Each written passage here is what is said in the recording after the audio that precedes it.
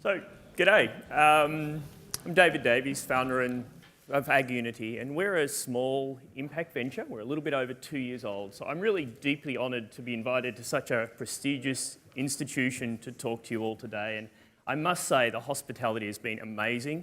After flying nearly 30 hours from Australia to get here, I check into my hotel to find it was a prison. And I couldn't have felt more at home, so that was just the beautiful touch. So why have we been granted this honour for such a small company? Well, in the last year, we've profoundly changed the lives of some of the lowest income farmers in the world.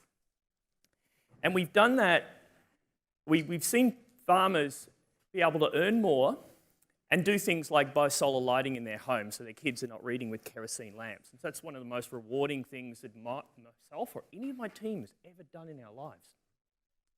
But we've done that not through charity, we're a for-profit venture. We've done that by driving real economic growth within these communities. And what we've done reflects very much on the economics of Mutuality, because we didn't start this by trying to make a company or make money. How this started is a really interesting story. My background, I grew up on a farm, but I spent most of my life working in technology. For the last 10 years, I had quite senior roles in some of the biggest investment banks in the world. John, my co-founder, he was a lawyer for a startup company we had in Singapore, which we sold the technology. And then we were working on an advanced crypto ledger communication platform for banking. That's something like blockchain. What happened over the course of a weekend sort of changed everything in our life. We went to a fintech conference here in London, and there was a prize from Singularity University we really wanted to win. And anyone that knows Singularity, they have this motto of, don't try to help 1 million people, help 1 billion people. So we tried to come up with the grandest idea we could, a way to improve the lives and increase income for 1 billion people. And we focused on the 1 billion poorest farmers in the world. Quick survey. Who's here's been to a really developing country? And I'm not talking Kenya or Thailand. I'm talking about New Guinea or Ethiopia. Slightly less. Who's ever met a farmer in one of those countries? I'm talking a farmer that has like 1 or 2 acres or a couple of dollars a day. Well, good. This is, of course, it's a Mutuality conference. It's more than normally. That represents 1/3 of the world, those couple of acres farmers. So our idea is for these 1 billion farmers that have a few acres of land and survive on just a couple of dollars a day. And those are the people that are normally forgotten because they're too hard to deal with, even for the NGOs. But to understand their challenges and to ensure this idea would actually help them, we then did something pretty special. We went out and spent months living and working with the farmers in some of the most remote rural communities all around the world. I'm particularly proud that one of the first things I did was sent John, the lawyer, to go and live in a village in Kenya with no running water. And I'd strongly recommend that's the first thing to do if you ever, for any startup here, when you first start a company, send your lawyer to live in the jungle. It just works on so many levels. We ran 2 pilot projects in Kenya and Papua New Guinea and a few other locations, and the results surprised even us. In the case of in the span of a single season, we increased the average farmer income by 3 times. And we didn't use any expensive technology or magic beans to do that. The problem we solve is something that people here and people in my country have taken for granted for hundreds of years. It's a lack of trust and cooperation that is one of the major things holding back very low-income developing farmers. Our solution is a blockchain and smartphone application that helps the farmers plan, trade, and share equipment securely. It solves the problem that when I, the farmer, hand my cocoa beans to the cooperative, or if I use the combine harvester, there's a secure record to ensure everyone gets paid what they should. Now, what they were doing before is they were relying on paper receipts. But most of our farmers have never had a phone before. Most of them can't read. They didn't trust those paper receipt systems, and that was too easy to forge or fall apart. So they weren't collaborating and working together in cooperatives, and they weren't getting the power of working together. So our sort of system handles things like planning, trading and stuff, and it's designed, we spent many months going back and forwards with the farmers, designing an application because, again, they'd never had a phone before. So this is not like you can go to Google Labs and use normal user interface designs. You have to work with farmers, see what they do with the phone because they've got no idea how it works. You had to go back a lot of time. So we came up with an interface and some functionality that really works, that people who've never had a phone and can't read could actually use to do their transactions. And it works in very simple ways using QR codes and a few other functionality. This is Maruki. He's one of our Kenyan wheat farmers. There's commercial farms near Maruki. There's a really fertile area near Mount Kenya. Commercial farms get about 26 bags per acre. That's unheard of where I come from. I'm from a wheat farm myself. Maruki and the other farms near him, they saw this great yields that the commercial farms were getting, and they've been trying to grow wheat for decades. They were getting about 6 bags per acre. But now by getting them to cooperate to share equipment in a group, we managed to increase their yield, and ultimately we got their income up from about $300 a year up to $300 a season up to $1,000 a season. So that made an extra $1,400 a year for these farmers, which is life-changing in these small areas. Hello, my name is Eshla Rakova from Bougainville. We are working with AgUnity to set up cooperatives all over Bougainville. So as Ursula says, we're working with her to set up cocoa farmer cooperatives all along the island of Bougainville. Bougainville's a really tragic part of Papua New Guinea. It went through war and a whole lot of other, and a mine, which is probably worse than the war. We managed to get the income farmers there from about $35 a month, the ones that were harvesting, up to about $120. So again, a 3 times increase in income. And really what we've done in Bougainville is stopped waste, because they were harvesting and there was no one to buy their cocoa beans. There was no sort of reliable supply chain. So getting them into cooperative, that waste sort of went away and their income went up substantially. When we started this back at the hackathon, Gates Foundation were there and they just loved the idea, and they were the ones who originally encouraged us to do it. But we've had incredible success working with a number of the major NGOs who cooperate with us to provide the smartphones. Quick background, we get these $30 smartphones out of China. They're a really good 4G phone, dual SIM, everything. We give them to the farmers for free. It's one of the unique things we do. And we work with the NGOs because they're doing these projects, and what we deliver to the NGOs is we give them transparency on their projects. They'll be doing major exercise and they don't really know what's happening to the farmers, so they really like what we're doing, and we found a great partnership with doing that. So thanks to the NGOs, and this is a bit out of date now, we have, I think, 16 projects in a dozen countries in our pipeline. And we have a quite unique approach to how we do this. There's 2 important things we learnt very early on. Firstly, with these really small income farmers, you can't make money from them up front. You can't charge them anything. And Bill Gates, who some of you might have heard of, has a really good talk on this. If spending $1 today to save $20 later in the year is going to affect whether your kids eat, people won't do that. So it's very hard to charge anyone up front. So this is why we give them the phone and a solution and we help them get on income. The other thing, and I think a lot of other organisations haven't learnt this lesson, is we do not get involved with the farmer's produce at all. We never make a cent out of their cocoa beans or their wheat. Now why? That was quite interesting, and that we only discovered from John's living with the farmers, because if you're an NGO and you're sort of helping them out, that's one thing. If you're actually in their house having dinner every day, you get a whole little different story. And we observed that a lot of NGOs will come into an area and they'll say, you're getting a bad price for your corn or whatever. We'll set up a group and we'll buy your corn for a fair price. That helps the farmers initially, but what really happens there is their enemy all along has been the buyers. And now the NGOs come into that position of being the buyer. And what the farmers think of that NGO, the NGO might be spending 100 grand to save the farmers a few dollars on a commodity. The farmer's perspective of that is they're ripping me off.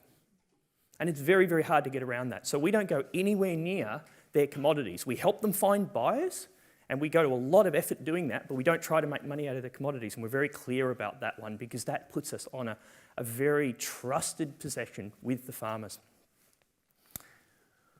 So we use the cooperation with the NGOs, and we have investment funding. We give the farmers the phone for free. We give them an application. We get them organised in cooperatives. We start to try to find them good buyers for their products. We help them earn a lot more. But then we've discovered that because we're in this trusted environment, we've got the perfect position to help them with their other biggest problem. And we discovered this in Kenya the first time the farmers suddenly had $1,000. These farmers had never had that much money in their life. But that's a real big problem if you live in a remote village.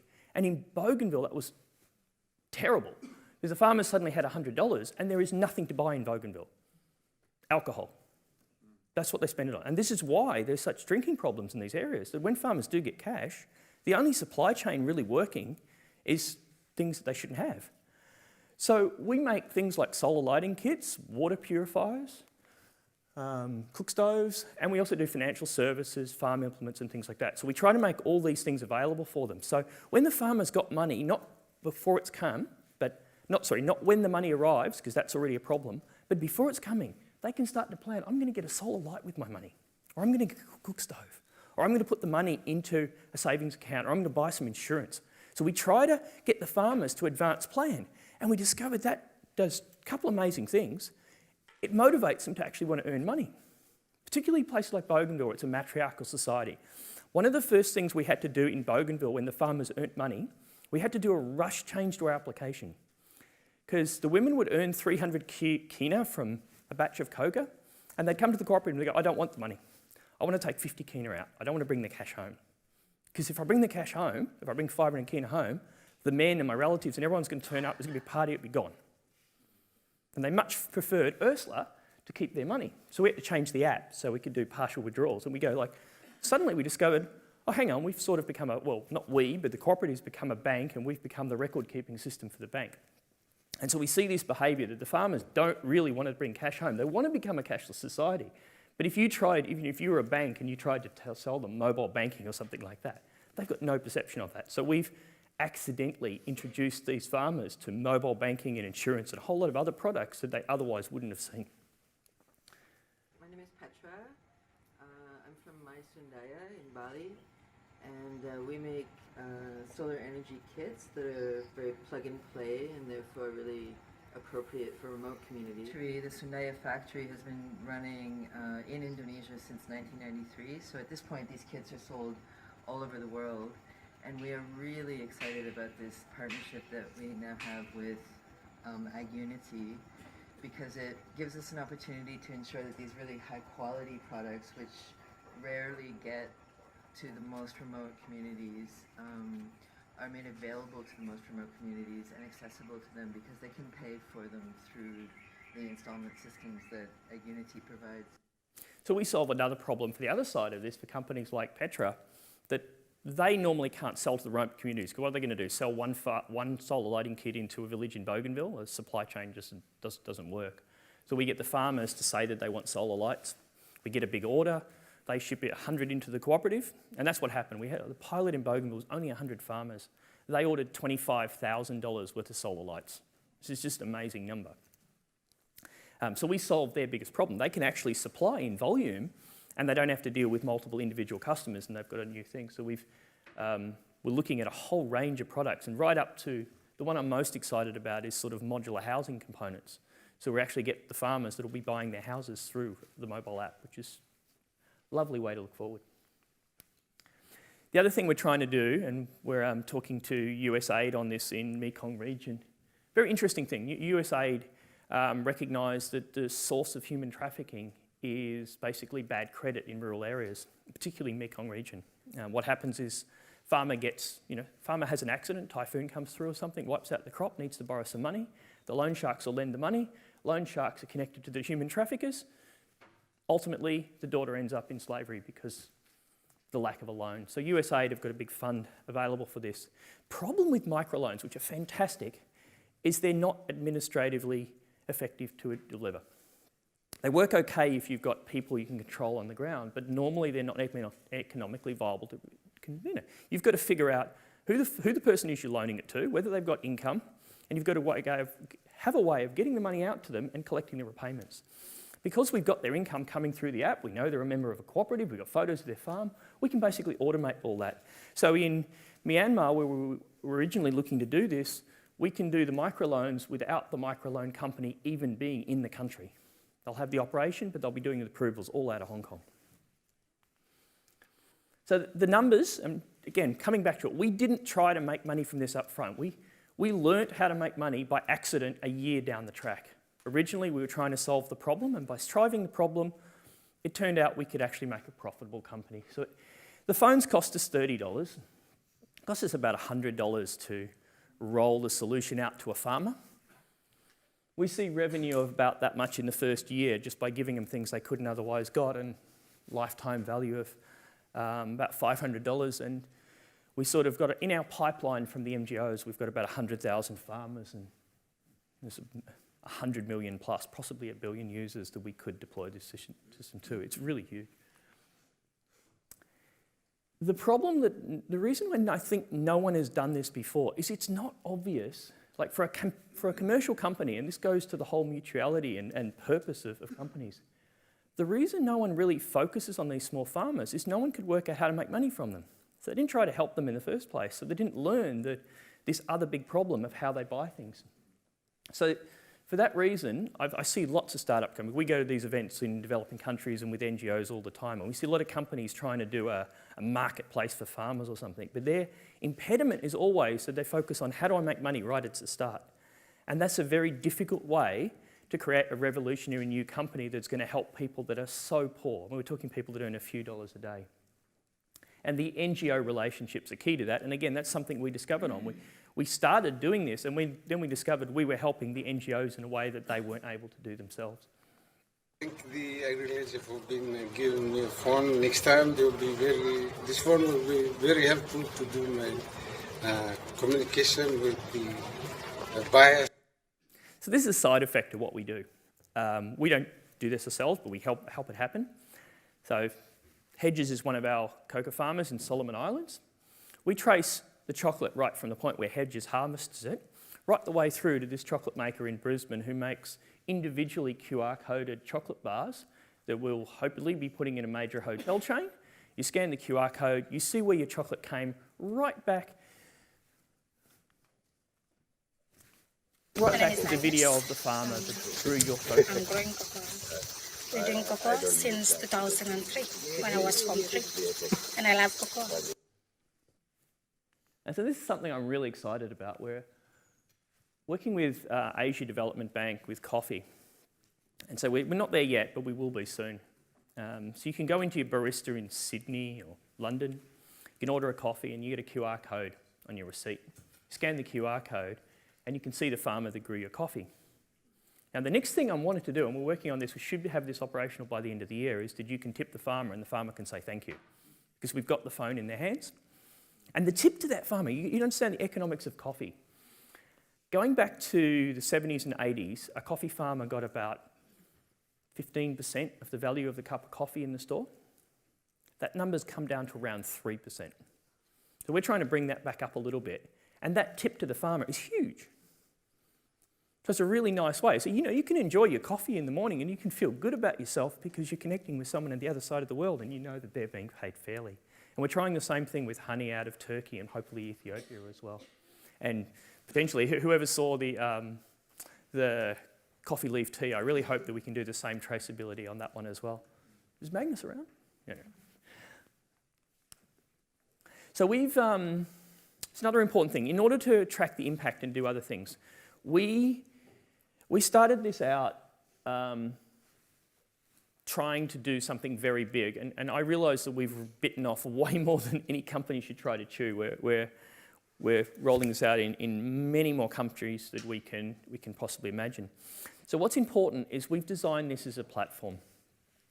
We have the mobile phone application. It sits on an Android application which we've locked down. So we control the operating system, we control it. We put a security key on the phone. So we've created an identity for the farmer by that ownership of that phone, and we've got a good replacement model for that as well when they lose it. This all communicates across an asynchronous communication protocol to a back end. So the phones work even if there's no signal. They communicate with each other by QR codes. We have a sort of cloud service on the back, and that writes to a blockchain. We actually, although we are a blockchain tech, we use blockchain in the simplest way. It's just a transaction log. And why is that important? Like in my opinion, 95% of the blockchain applications out there are complete rubbish, to Hugh's point yesterday. They're trying to use blockchain because it's blockchain. That's a silly idea. What it is very good for in this instance is we've created a permanent record. So when we hand the cocoa beans to the farmer and the cooperative know that no one can ever alter that record, not even us. And we only have a few nodes of hosting the blockchain, with 3 by us, and we're working on Asia Development Banking hosting one as well. But we use it in a really simple way. It's just a permanent transaction log, and that gives the farmers trust. And one of the amazing things that happened to me, we never mentioned blockchain to the farmers. And the Kenyan farmers figured it out. I can get that, right? Nairobi, there's a tech centre there. But the Bougainville farmers came up to me one day on the last trip, and they said, we know how Aussie can't be changed. It's blockchain. It's the blockchain that's doing it. And I had no idea how these guys in Bougainville, if you can understand where that is, figured out what blockchain is or what it meant to it. So someone's talked to someone and figured out that we're a blockchain company, and that's why these transactions couldn't be altered. So it's a really good, simple use of blockchain. And that's one of the most important things about using blockchain. It's versatile technology, but it's not cold fusion. Anything you can do with blockchain can be done another way. But in some cases, it does provide a very discrete, very practical use. So we also are working, and my co-founder, being the lawyer, hates it when I talk about this. We've discovered a really good method of alternative communication and a couple of other ways of working between the back end and the phones that don't rely on the mobile carriers. So we're trying to create alternatives there, and hopefully later in this year we'll have the patents done and we can be changing communication in rural areas. What's very important about, one other thing, we push updates to the phone. So the Android operating system is locked down. We control it. One of the things that we discovered early on, if you want to deploy a mobile solution for developing world farmers, do not let them get their own phones and get them to install it. It's going to cost you more than $30 anyway.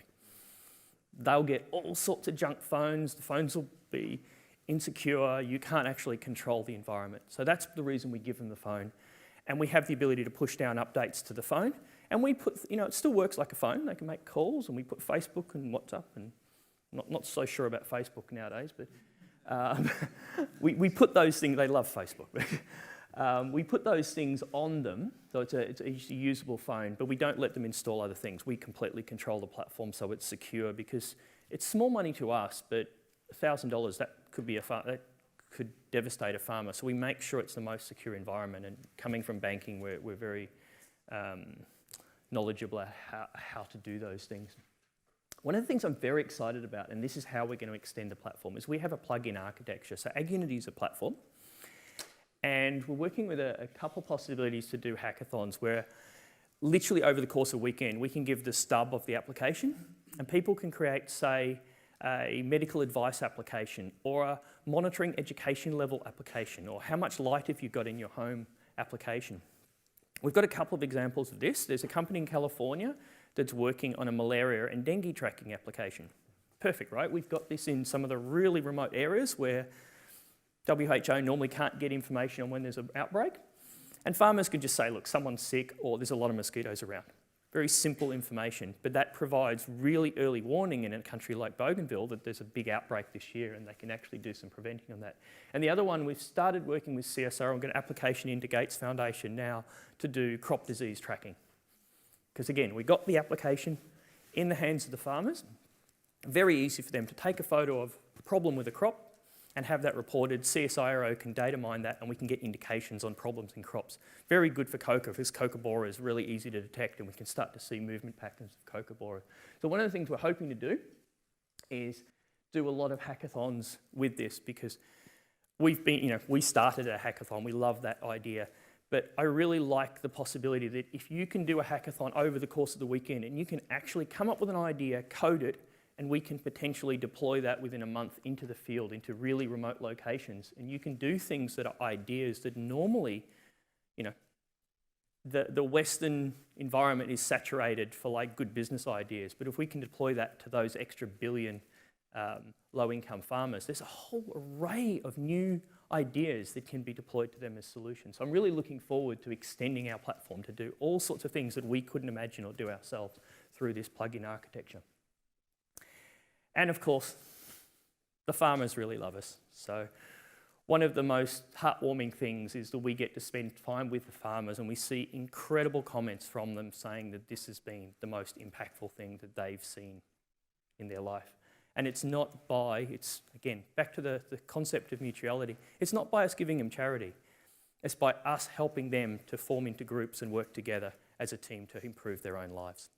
So thank you very much, and I'd love to hand it over to a few questions now.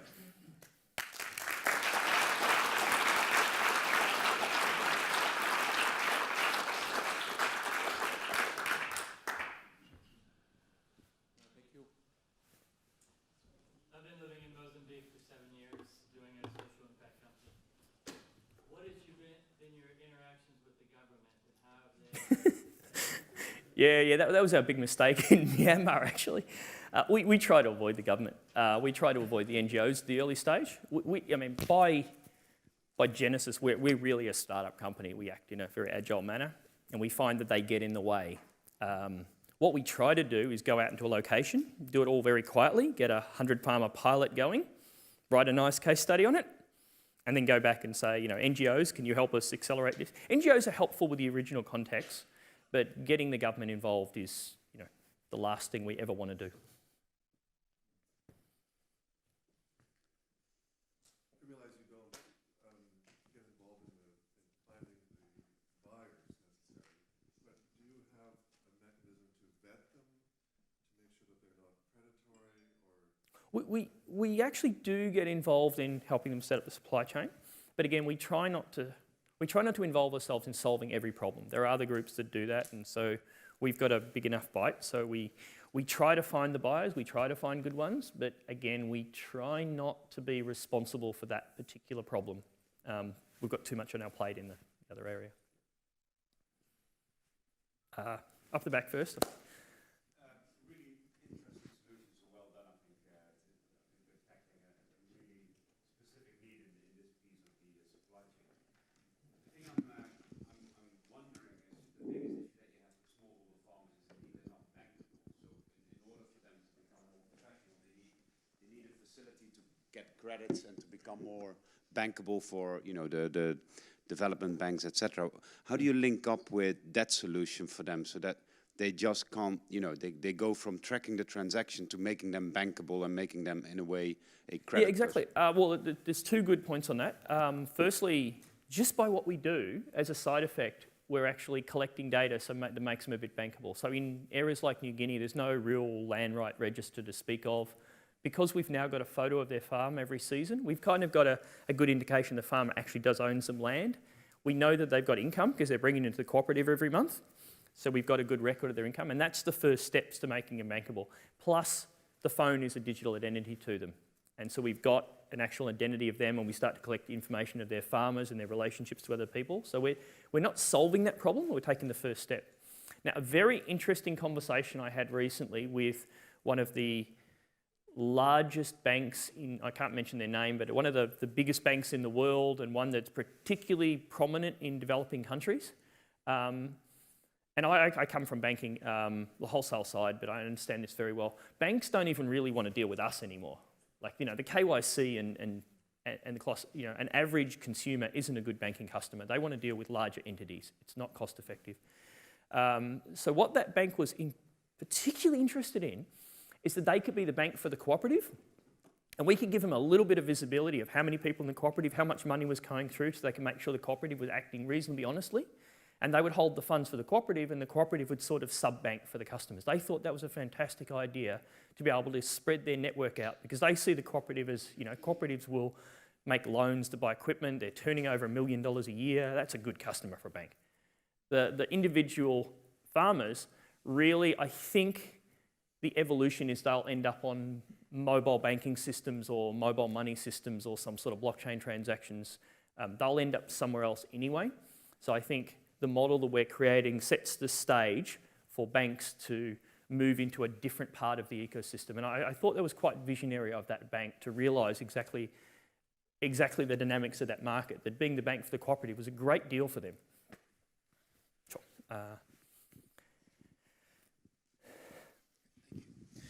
Thank you for your presentation and congratulations. This is such a great initiative.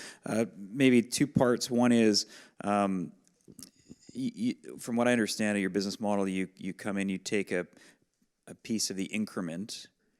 Am I correct? No, not really. How you make money? We don't get any involved in the farmers' income. We help them earn more, and then we basically we're Amazon for developing world farmers. But we've really got a captive audience. Like all their money is it's in the cooperative, but it's recorded in our app.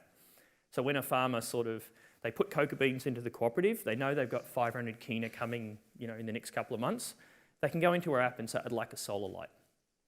And we say the solar light's going to be 300 kina, and when your money comes into the cooperative will order it and it'll give you a solar light instead of the money. So, and that solar lighting company, My Sundial in this example, they ship it into the cooperative does the handing out, the cooperative pays My Sundial pays us a royalty. So that's the way we make money. It's very sort of arm's length from all the transactions. Okay. Yeah. The other model, and we're just touching on this, is that tipping mechanism.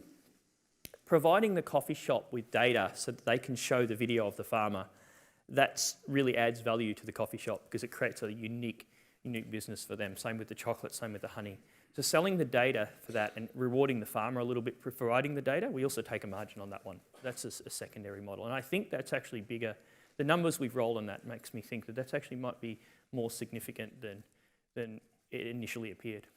Interesting. So you obviously had some patient capital to be able to wait out the period. Yeah, we're sort of, because of the nature of the investment, we turn down more investment than we get. We've specifically looked to have impact investors, and we've turned down a couple of multi-million-dollar term sheets. So we don't have any trouble raising capital. Our problem is sort of accelerating the growth at the moment.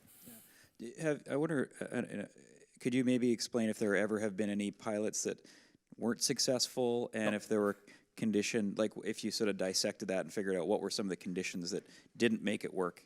Well, we're only 2 years old, and so we haven't done enough pilots to have a failure yet.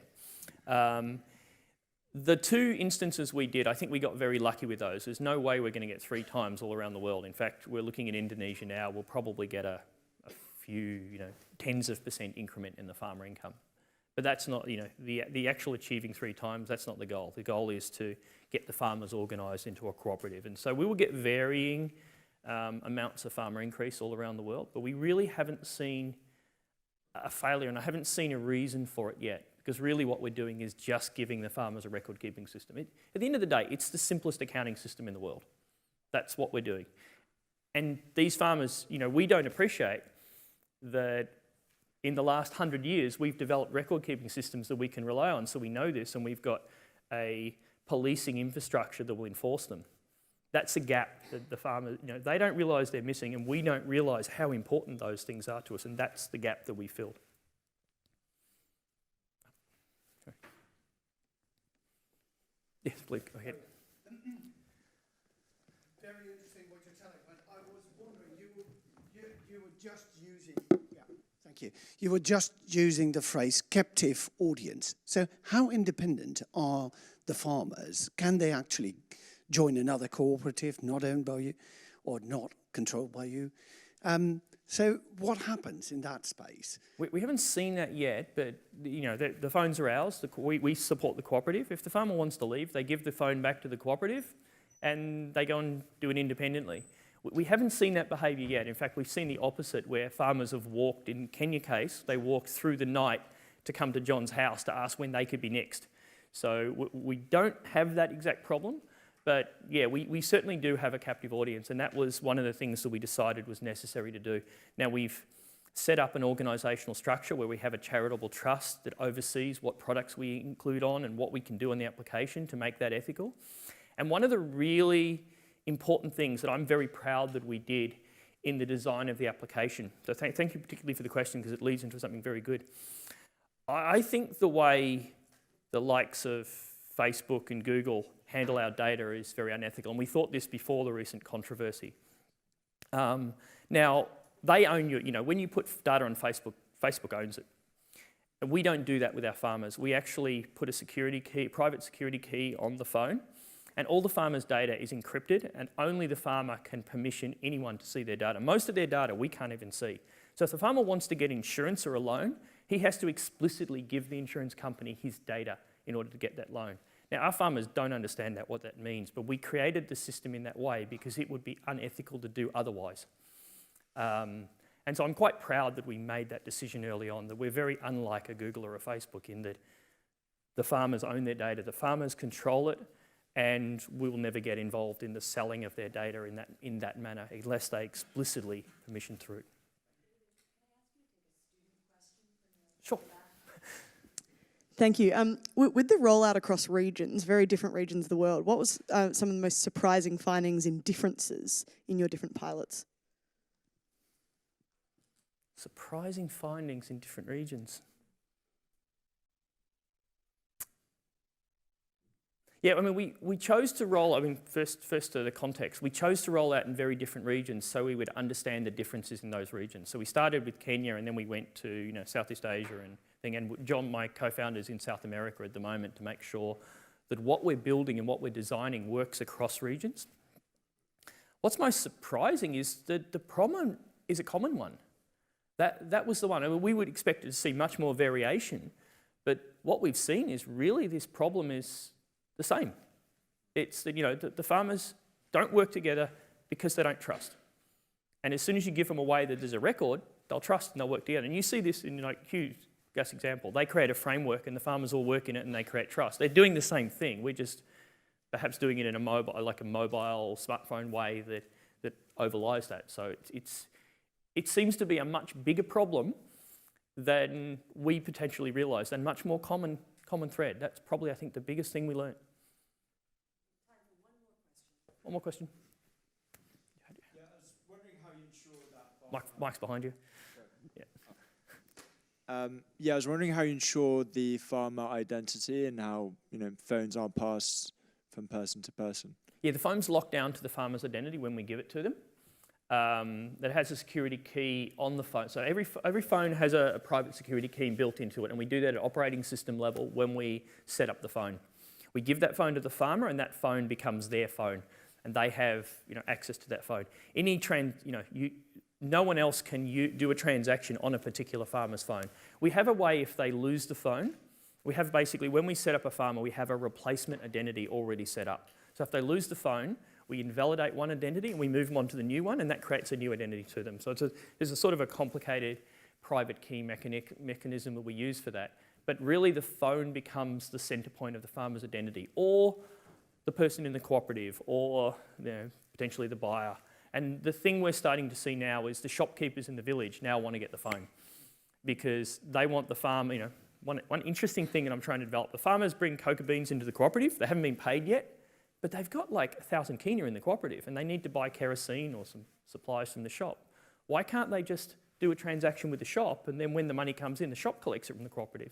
So we're seeing the shops and school teachers already sort of getting great interest in having these phones, and they will also have their own identity. So ultimately we become a sort of standard across a village or a region, and we can create like a whole digital identity system. So that's one of the things that will be evolving from this, that we become a foundation of digital identity in these rural areas.